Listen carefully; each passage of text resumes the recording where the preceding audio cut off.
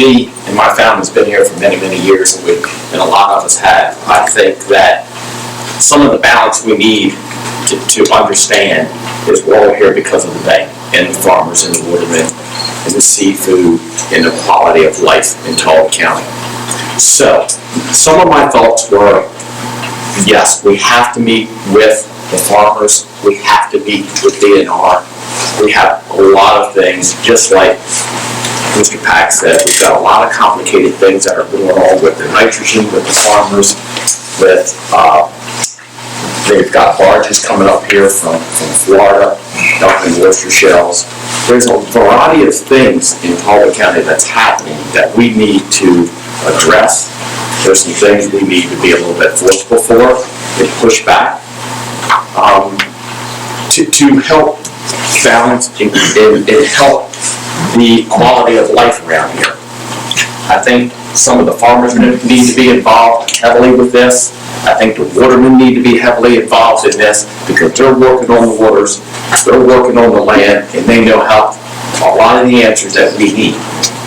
Yes, there's a lot of stuff going in that bay, and farther up the river, which is the Callahan Dam, that stuff's flowing on down. So there's a lot of things that we need to contend with, and I feel that I could really bring a lot of experience and a lot of common sense to what we need to do in Talbot County, and do some common sense solutions for some of the things that we're running into. I think the main thing is that you've got to keep on having a dialogue with your Farm Bureau and with your agricultural community, and making sure that you're listening to their concerns. It is a balancing act. Much of the regulations of the Chesapeake Bay are down-driven from the state. You have TMDLs, you have whips, you have a critical area legislation. These are top-down regulations that the county has to either implement or have to try to find ways of talking with the state to lessen the impact on the local community. We are right now looking at the critical area legislation when it comes to residential homes along the water's edge and how we can improve the view shed, if you would, of what things are grown in that area along the shoreline. So we are always working with the state, working with our agriculture community to try to find ways of this balancing act. The mayor read in the paper last month, we have members from our Waterman Association come in and talk to us about this fossilized shell that's being placed in the little chop tank, and now it's going to be coming to the Talbot County water. So we're very interested in finding out what this material is, what harm it may impact to the waterways here in Talbot County. So this council has been very diligent in listening and trying to find ways we can find a middle ground with the state and federal regulations and lessen the impact on our community. Again, it's going to require much more dialogue, open lines of communication, and trying to find ways to compromise. Thanks. I farm a small piece of ground, 30 acres, not far from here. And when I moved here in 1998, I enrolled 3.4 acres of that property in a CRP buffer, grass buffer, to help the farm materials stay on the farm and not run into the bay. And since that time, in just watching the storm events and runoff on my own farm, I've learned that the CREP program is a very good program and it works. I have grasses growing back in my little part of the bay for the first time in over 20 years. And I consider that my actions on the land has helped bring these grasses back. I'm also do the oyster farming program at your dock where they put the spat in the cages and then you hold that for a time and give that back to the state for the sanctuaries.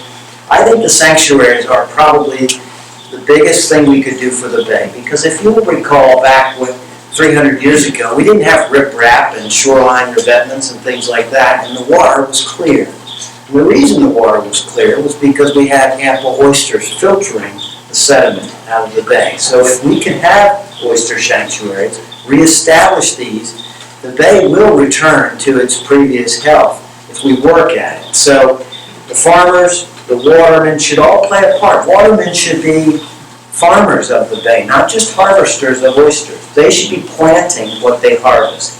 And my only objection to the watermen is that they are really good at scooping up the oysters, but we need to give them a role in replanting.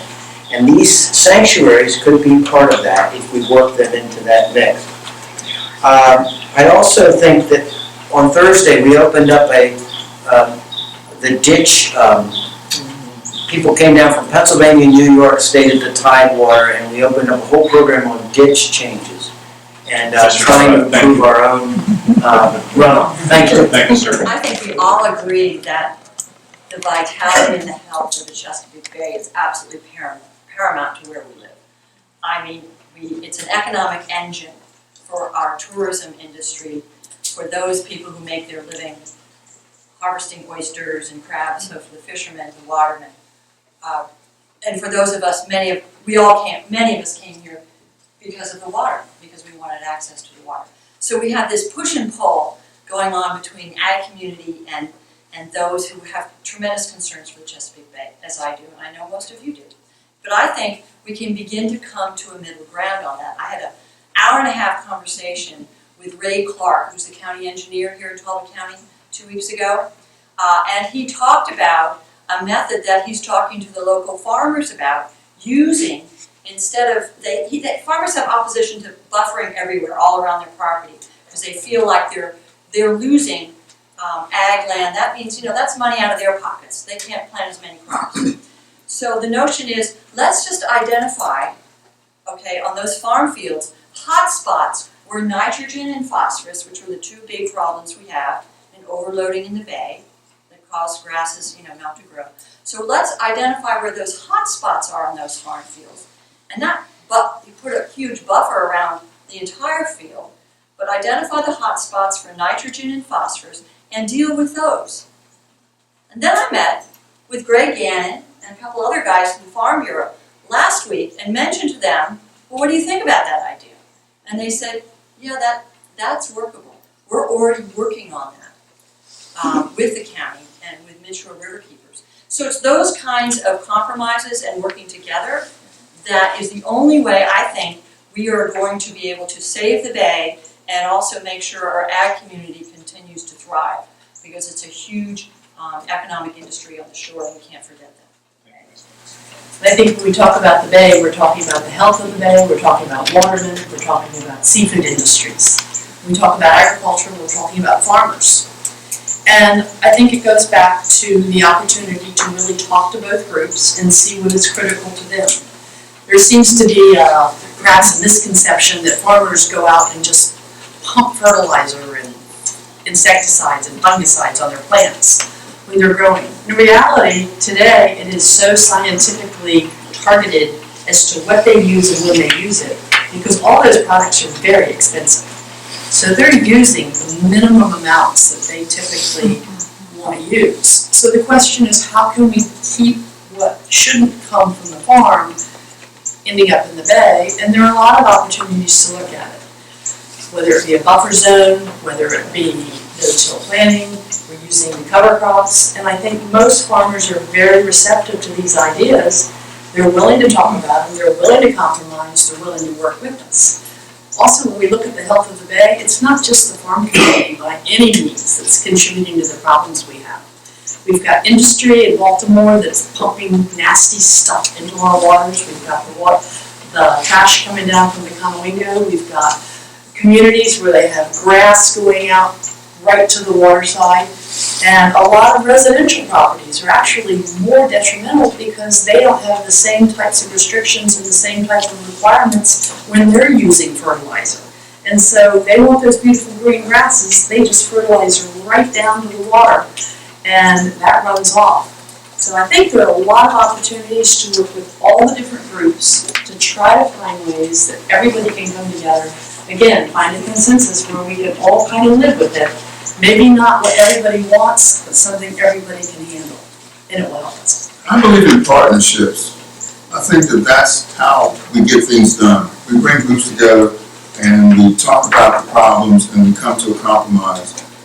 And I've heard some of that here from responses earlier. The state of Maryland, the farmers, the watermen, and even any local government agencies need to come together and talk about the problems and find a way to resolve them. I'm sure they've been doing it all along. I'm not trying to imply that they haven't, but we need to continue that dialogue. And I think that would help to resolve some of the problems with agriculture runoff, with restoration of the bay, and just provide a solution to those problems. Thank you. I do believe that farmers have been very cooperative in implementing all the best management practices that Jennifer referred to, and the biggest debate always has been buffers. And I appreciate what Hilary said about that, about meeting with them and talking about it, because one of the notes that I had jotted down was something that I like to now call smart buffers, and that's exactly what we're talking about is hot spots. But also, if you think about your own backyard and you know where you get puddles, so to me, it never really made sense, because it's not just flat to go from 25 feet to X number of feet because you don't get sheet runoff. That you know how the land undulates, and that what we should be protecting are the low spots where it is running into the river, and the high spots you don't. So I think with that, it might be a zero sum, that if you increase the buffers on those areas, and you don't have to have as much in other areas, that will take care of the agriculture community losing any of their tillable land. I think another thing we might want to think about, or the farming community might want to think about, is as we maybe transition away from some of the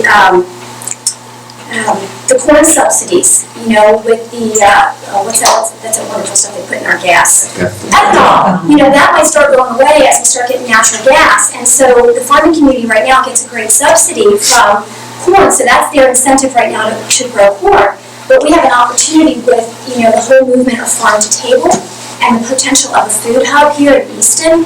So maybe that's another opportunity that as that corn subsidy may change, that we want to encourage some other types of food to be grown, because corn does have the worst uptake of nitrogen. I don't think anybody argues with that particular fact.